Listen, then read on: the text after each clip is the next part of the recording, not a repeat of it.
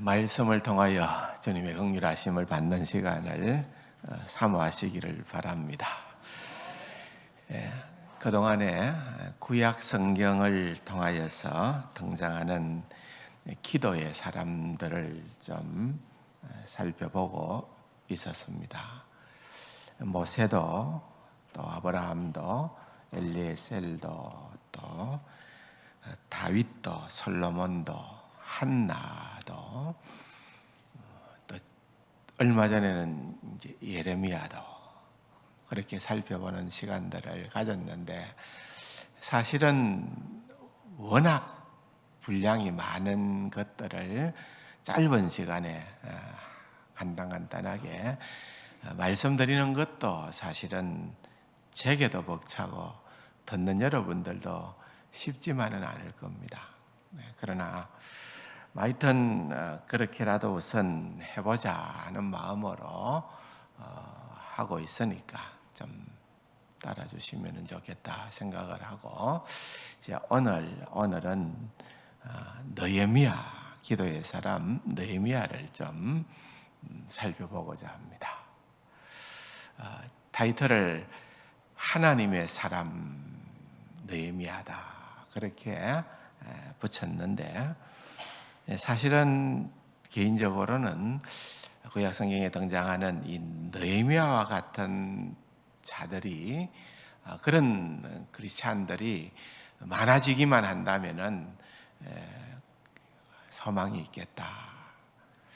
우리 교회도 그런 인물들이 많이 나왔으면 좋겠고, 한국 교회와 또 이민족과 또 열방에 정말 제2, 제3, 제4, 제5의 느헤미야가 많이 그렇게 좀 나타났으면 좋겠다 하는 그런 생각으로 말씀을 준비를 했습니다. 오늘 읽었던 이 12장 43절의 말씀은 여러 번 제가 우리 성도님들과 함께 나누었던 말씀이기도 합니다만은, 사실은 이 말씀 속에 느헤미야의 그의 생애 목표가 다 담겨 있는 말씀입니다. 느헤미야는 어떤 목적을 가지고 그의 인생을 살았을까? 우리가 짐작컨대 느헤미야는 하나님의 기쁨, 이웃의 기쁨을 그의 삶의 목표로 삼은 자다. 여러분, 이게 보통 영성이 아니잖아요.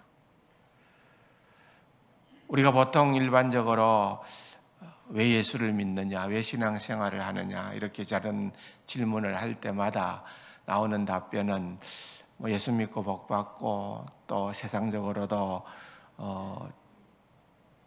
좋은 자리로 가고 출세하고 성공하고, 그래서 하나님의 이름을 드러내는 것, 그게 우리의 목표다라고 그렇게 얘기를 할 수 있겠지요.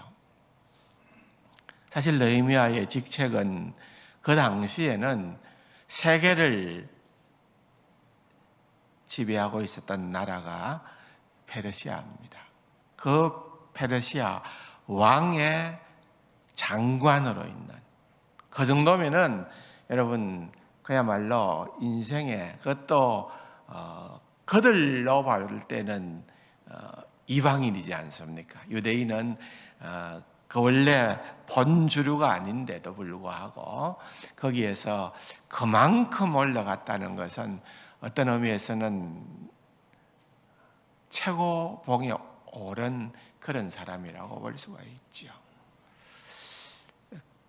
늘 말씀을 드렸습니다마는, 그럼에도 불구하고 느헤미야는 그것이 그의 인생의 목표가 아니에요. 내가 출세하고 내가 성공하고 내가 장관이 되고, 그것이 그의 인생의 어떤 오로지 추구하는 그러한 목표가 아니었습니다.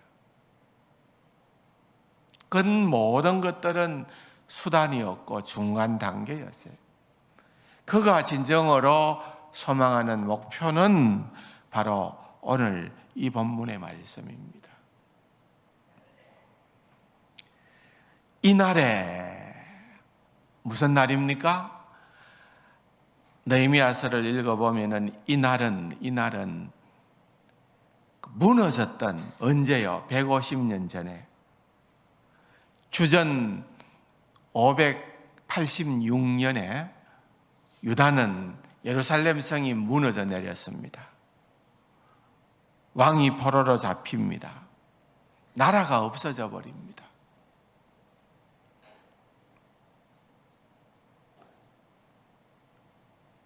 얼마나 많은 백성들이 핍박을 받았겠습니까?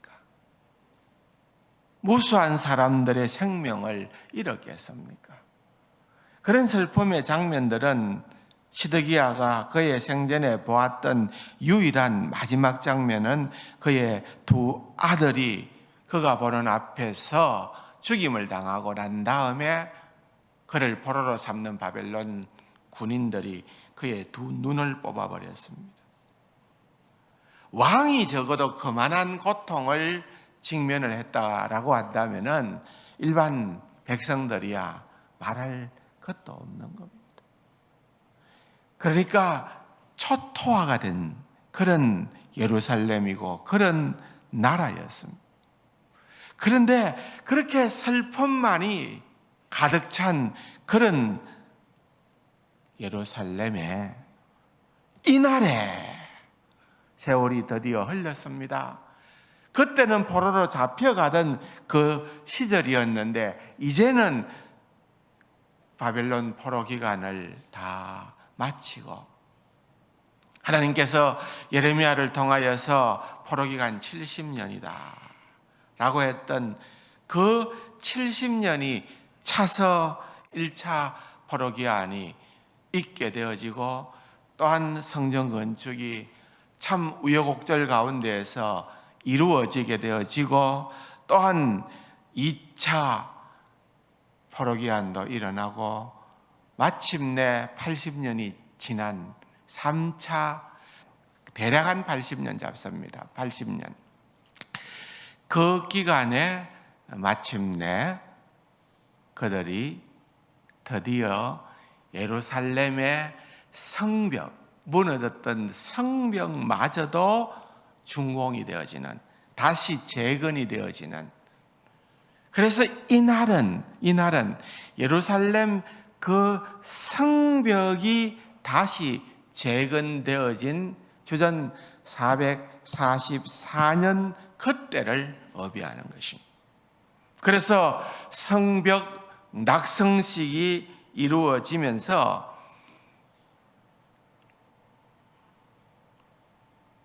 그들에게 있어서 엄청난 슬픔의 장소였던, 울음만이 깃들였던 바로 그곳이 이제는 어떤 묘사가 나옵니까? 무리가 큰 제사를 드리고 심히 즐거워하였으니 이는 하나님이 크게 즐거워하게 하셨음이라. 부녀와 어린 아이도, 여작한 자들이라는 표현이죠, 즐거워하였으므로 예루살렘이 즐거워하는 소리가 멀리 들렸도다. 150년 만에 그야말로 이제는 안심하고 웃을 수 있는 그러한 형편과 처지에 놓이게 되어졌다라고 하는 그 장면에 대한 묘사인 것입니다. 상황들을 조금 더 구분해서 설명을 하자면 그렇습니다. 1차 귀한 자들이 예루살렘으로 돌아가서 성전 건축을 시작을 했습니다. 그러나 그것이 만만한 일은 아니었습니다. 여러 방에 요인들도 있고 본인들도 의지가 약하고, 그래서 포로된 그러한 포로에서 돌아온 귀한 자들이 성전 건축을 제대로 하지 못했을 때에 하나님께서는 그 당시에 학개와 스가랴와 같은 선지자를 통하여서 다시금 불을 붙여 주셨습니다. 그래서 거의 한 20년 만에 그들이 이제 성전 건축을 하게 되어졌던 것입니다. 그리고 난 다음에 약 한 80년의 세월이 흐르고 난 다음에 2차 귀환자로 에스라와 또한 함께하는 무리들이 예루살렘에 도착해서 재건 공동체를 세워가는 말씀 부흥 운동을 시작을 하게 됩니다. 그때에 이제 여러 가지 율법을 더욱더 깨닫게 해주고 또한 여러 개혁 운동들을 시작을 하게 되어지는 것이지요. 그런 가운데에 이제 어떤 부작용들이 조금 일어나게 됩니다. 하나님의 말씀을 몰랐을 때는 모르는데 하나님의 말씀이 들려지니까 말씀대로 살려고 하니까 에스라가 좀 강하게 백성들에게 도전을 줍니다. 자, 너희들이 몰라서 결혼했던 이방 아내들을 다 친정으로 돌려보내라. 하나님께서 기뻐하시는 일이 아니다. 그들은 돌아가서 생각 없이 결혼을 이방 여인들과 많이들 했나 봅니다. 돌려보내라는 겁니다. 물론 또 그들 가운데에서 또 포로된 자로 있을 때에 이방인들과 결혼한 그러한 유대인들도 많이 있었겠지요. 아무튼 그러한 일들이 펼쳐지니까 이 여인들이 절지의 친정으로 다 돌아가 보니까 집안이 난리가 난 겁니다. 그래서 그 주변에 있는 그런 딸들을 가진 그러한 사람들이 때로 몰려와서 예루살렘 성벽을 불태우고 무너뜨리고 그들을 괴롭히고 이렇게 하는 그런 어려운 상황들이 펼쳐지게 되어진 겁니다. 그래서 에스라는 이 문제를, 이 난제를 어떻게 해결할까 생각을 해보니까 떠오르는 인물이 있었습니다. 느헤미야였습니다. 사절단을 보내게 됩니다. 느헤미야서 1장에 그 기절이 나오는데 2절에 보면은 내 형제들 가운데 하나인 하나니가 두 사람과 함께 유다에서 내게 이르렀기로. 그러니까 예루살렘에서 하나니를 위시한 몇 사람이 느헤미야에게 왔다 그 말입니다. 그래서 내가 그 사로잡힘을 면하고 남아있는 유다와 예루살렘 사람들의 형편을 물은즉, 야, 너희들 귀환해서 돌아갔으니까 이제는 하나님의 뜻 안에서 잘 살고 있나? 신앙생활도 잘하고 행복한 삶을 영위하고 있나? 그렇게 형편을 물은즉 그들이 내게 이르되 사로잡힘을 면하고 남아있는 자들이 그 지방 거기에서 큰 환난을 당하고 능욕을 받으며 예루살렘 성은 허물어지고 성문들은 불탔다. 충격적인 소식을 접하게 됩니다. 느헤미야가 생각했던 것이 아니라 정반대가 되는 그런 좋지 않은 나쁜 소식을 접하게 됩니다. 여러분 같았으면 어땠을 것 같습니까? 아이고 뭐 내가 뭘 하겠느냐. 나는 지금 왕에게 묶여 있는 사람인데 나는 처지가 지금 가고 싶어도 갈 수 없는 그런 처지인데 안타깝다. 마음이 쓰린다. 그렇게 하고 말 수도 있었을 겁니다. 그런데 느헤미야는 그 소식을 접하게 되는 그 순간부터 금식하며 기도의 자리로 나아갑니다. 여러분 나중에 이제 느헤미야가 왕으로부터 아닥사스다 왕으로부터 유다 총독으로 임명을 받아서 그가 돌아왔을 때에 성벽을 재건하는 데에 걸렸던 시간이 불과 52일이었습니다. 그걸 왜 성경이 기록을 하고 있느냐 하면은 그것은 도무지 불가능한 기적이 일어났다 그 말입니다. 그것은 페르시아의 왕의 절대적인 도움과 원조와 그런 지원이 없이는 불가능한 그러한 일이었다 그 말입니다. 그 일을 가능하게 행하시니가 곧 누구냐? 여호와 하나님이었다 그 말입니다. 그래서 기록을 보면은 느헤미야서의 기록을 보면은 그 52일 동안 공사가 진행되어지는 그 과정 속에 느헤미야는 늘상 기도하고 기도했다. 바로 느헤미야는 그의 삶의 중심에는 늘 기도가 생활화되어져 있었다고 말입니다. 수일 동안 금식하며 기도했는데 그 기도하고 금식을 하는 가운데에서 느헤미야가 생각했던 그것은 무엇이었을까요? 하나님 어떻게 하면은 저 중단된 예루살렘 성벽이 올바르게 온전하게 재건될 수가 있겠습니까? 여러분, 성전과 성벽은 이것은 조금 내용이 다릅니다.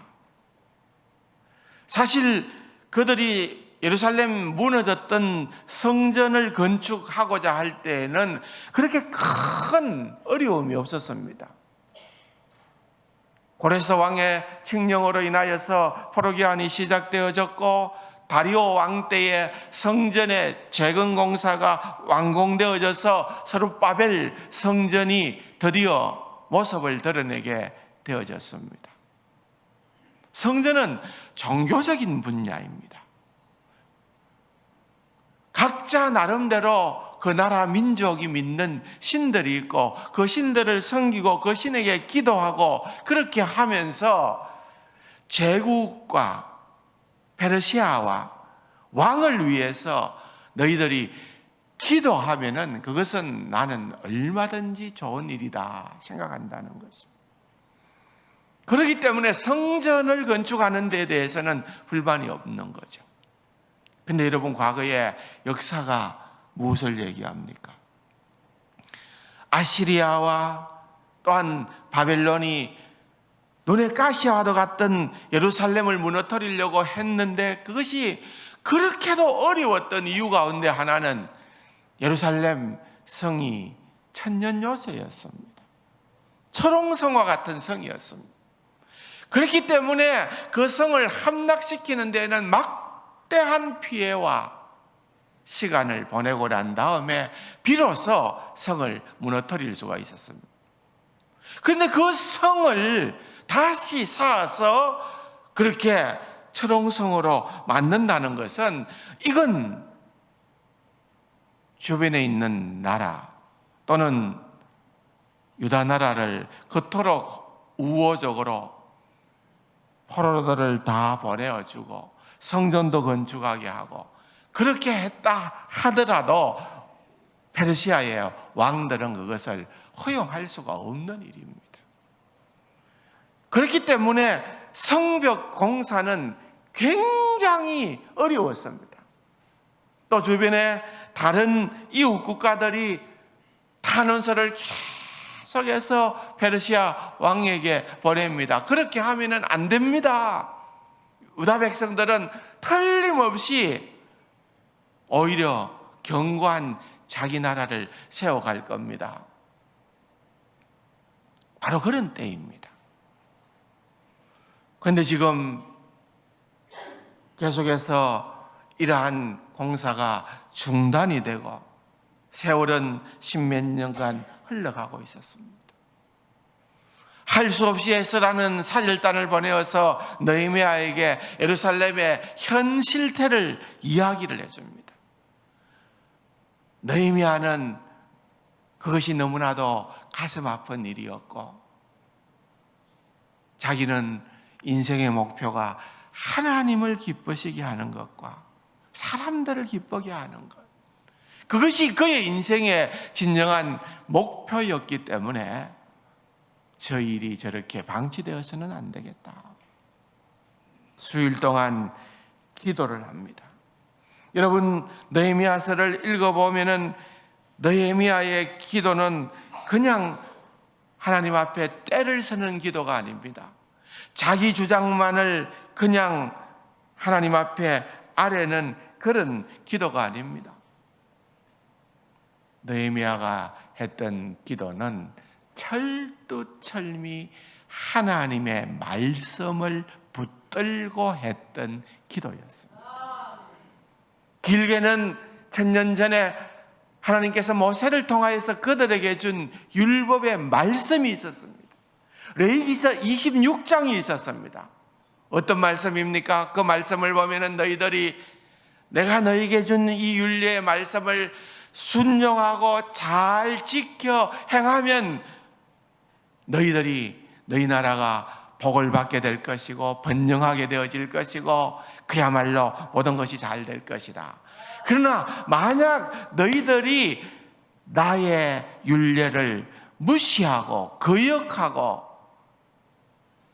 그 길에서 떠나게 되면은 하나님께서는 몇 차례에 걸쳐서 너희에게 징계를 할 거다. 때로는 그것이 기근으로 올 수도 있고 질병으로도 올 수 있고 전염병으로 올 수도 있고 수많은 어려움도 있겠지만은 그러나 마지막 단계가 뭐냐? 너희들이 나라가 없어질 것이고 너희들이 포로로 잡혀가게 될 것이다. 이게 하나님께서 모세를 통하여서 이미 그들에게 준 말씀이었습니다. 여러분, 느헤미야서 1장에 가보면은 8절과 9절에 그런 말씀이 등장하는 것을 보게 됩니다. 여러분, 느헤미야서 1장 한번 봅시다. 8절과 9절 같이 한번 읽어보겠습니다. 옛적에 주께서 주의 종 모세에게 명령하여 이르시되 만일 너희가 범죄하면 내가 너희를 여러 나라 가운데서 흩을 것이요 만일 내게로 돌아와 내 계명을 지켜 행하면 너희 쫓긴 자가 하늘 끝에 있을지라도 내가 거기서부터 그들을 모아 내 이름을 두려고 택한 곳에 돌아오게 하리라 하신 말씀을 이제 청하건대 기억하옵소서. 여러분, 지금 누구에게 기억하옵소서 하고 얘기하는 겁니까? 여호와 하나님에게. 하나님께서 언약의 말씀을 아브라함을 통하여 이삭을 통하여 야곱을 통하여 모세를 통하여 하나님 이 약속을 우리에게 하질 않았습니까? 하나님 이 말씀을 기억하여 주옵소서. 하나님, 내가 이 말씀대로 이 말씀을 붙들고 하나님 이 나라 이 민족을 위하여 기도하겠사오니 하나님 긍휼을 베풀어 주옵소서. 그렇게 기도한 것. 짧게는 150년 전에 예레미야가 환상을 보고 눈물 가운데에서도 이것만이 유일한 소망이 된다 하고 하나님 앞에 기도하면서 시드기야에게 뭐라고 얘기를 합니까? 포로로 잡혀가는 것이 하나님의 순리다. 하나님의 뜻이다. 어떤 환상을 보고요? 하나님께서 그에게 보여준 환상은 다른 것이 아니라 무화과였습니다. 무화과. 좋은 무화과와 또한 먹지 못할 나쁜 무화과를 보여주셨습니다. 그리고 난 다음에 포로로 가게 된 그 자들은 나중에 극상품 무화과가 될 것이다. 극상품 무화과가 될 것이다. 왜? 비록 징계를 받아서 가지만은 그게 끝이 아니라 거기에 가서 정신을 바짝 차리고 하나님 원치 않는 우상 숭배를 하지 아니하고 하나님 앞으로 돌아오고 하나님 앞에서 회개하고 하나님을 더 찾고 찾는 그 기간이 70년이다 이거예요.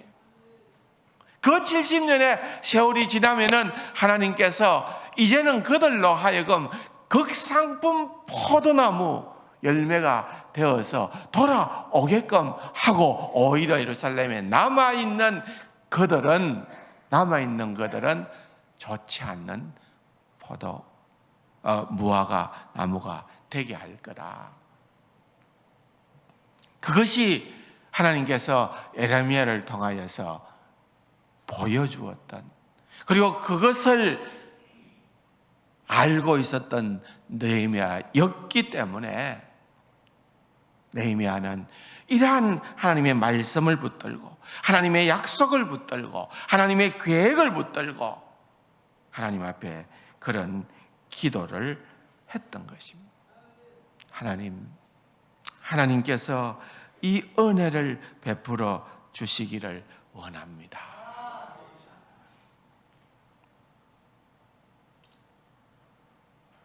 2장 1절에 보면은 아닥사스다 왕 앞에 포도주가 있기로 내가 그 포도주를 왕에게 드렸는데 이전에는 내가 왕 앞에서 수심이 없었더라. 왕이 내게 이르시되 내가 병이 없거늘 어찌하여 얼굴에 수심이 있느냐. 얼굴이 엉망이더라 이거예요. 왕은 척 보면 알잖아요. 왕이 보니까 이 얼굴이 보통 얼굴이 아닌 거예요. 수심이 가득 차 있다는 거예요. 여러분, 그 당시에 이게 뭘 의미하는지 아시죠? 왕 앞에서는 절대로 불쾌한 표정을 보여서는 안 됩니다. 그건 영모를 도모하는 자들의 태도였기 때문에 그랬습니다. 그래서 왕이 지금 네가 전에는 안 그랬는데 지금 왜 얼굴이 그 모양 그 꼴이냐라고 얘기하는 것은 굉장히 이것은 아주 엄한, 금방이라도 어떤 벌이 떨어질지도 모르는 그런 선언적입니다. 이는 필연 내 마음에 근심이 있음이로다 하더라. 그때에 내가 크게 두려워했다. 두려워할 수밖에 없죠. 왕이 그걸 캐치하고서 왕이 그러한 얘기를 하니까, 그러니까 그때에 3절에 보니까 왕께 대답하되 왕은 만세수를 하옵소서. 내 조상들의 묘실이 있는 성읍이 이제까지 황폐하고 성문이 불타사오니 내가 어찌 얼굴에 수심이 없사오리까. 진실 고백을 하는 거죠. 왕이시여, 바로 예루살렘 때문에, 예루살렘 소식을 내가 접함으로 말미암아 내가 이렇게 되었나이다. 여러분, 이렇게 얘기하는 것은 이거는 왕의 마음을 하나님께서 바꾸어 주지 않으면은, 하나님께서 왕의 마음을 움직여 주지 아니하고서는 결단코 해답이 없고 나도 그곳으로 갈 수가 없다고 판단한 겁니다. 4절에 왕이 내게 이르시되 그러면 내가 무엇을 원하느냐. 여러분, 이건 정말 듣고 싶었던 얘기 아니겠어요? 내가 무엇을 원하느냐. 그럴 때에 내가 곧 하늘의 하나님께 묵도하고, 여러분, 성경을 보면은 이 표현이 약간 헷갈리는 표현들이 들어 있습니다. 묵상한다라는 표현이 등장하는 것도 있고, 여기는 뭐라고요? 묵도하고 그랬습니다. 이것은요, 좀 다른 표현입니다. 히브리 말도 달라요. 여기에 묵도라는 말은 랄라라는 말로 기록을 하고 있고, 또한 묵상이라는 말은 하가라는 말, 하가라는 이 말은 여러분 우리가 시편 1편에도 등장하고 하는 것처럼 주야로, 복 있는 사람 어떤 사람이라고? 주야로 주의 말씀을 뭐하는 사람이라? 묵상하는 자로다 그랬습니다. 여호수아도 그런 표현을 했죠. 묵상하는 것. 여러분, 이 묵상이라고 하는 것은 아무 생각 없이 그냥 사색한다, 그냥 멍하게 있는다, 이런 의미가 아니라 성경적 용어로 묵상이라는 말의 정의는 하나님의 말씀을 계속해서 작은 소리로도 읊조리는 거예요. 그것을 계속해서 그 말씀을 기억하고 내 삶을 살아가는 것을 묵상이라는 겁니다. 그렇기 때문에 우리가 하나님의 말씀을 묵상하며 살아가는 자는 지혜로운 자입니다. 무엇을 하든지 어디에 가 있든지 하나님의 말씀을 묵상하며 살아가는 것, 지혜로운 자예요. 그렇게 수일 동안 느헤미야는 하나님의 말씀을 묵상하고 기도하고 하나님이 이렇게 하시지 않았습니까? 하나님의 그 놀라운 계획을 이루어 주시옵소서. 그렇게 하지 않았겠습니까? 그런데 여기에 묵도하고라는 말은 하늘의 하나님께, 이것은 잠깐 동안 하나님께 집중하여 생각하고 기도하는 거예요. 이건 길게 하는 것도 아니에요. 아주 짧은 거예요. 지금 이 순간은 그것이 필요한 거죠. 그것이. 왜? 오랫동안 기도를 해왔기 때문에. 그의 머릿속에는 그림이 그려져 있었기 때문에. 그럼에도 불구하고 여러분, 느헤미야를 통하여 우리가 배울 수밖에 없는 태도는, 그는 이 정도쯤 됐으면 내 생각에는 이런 것이 아니에요.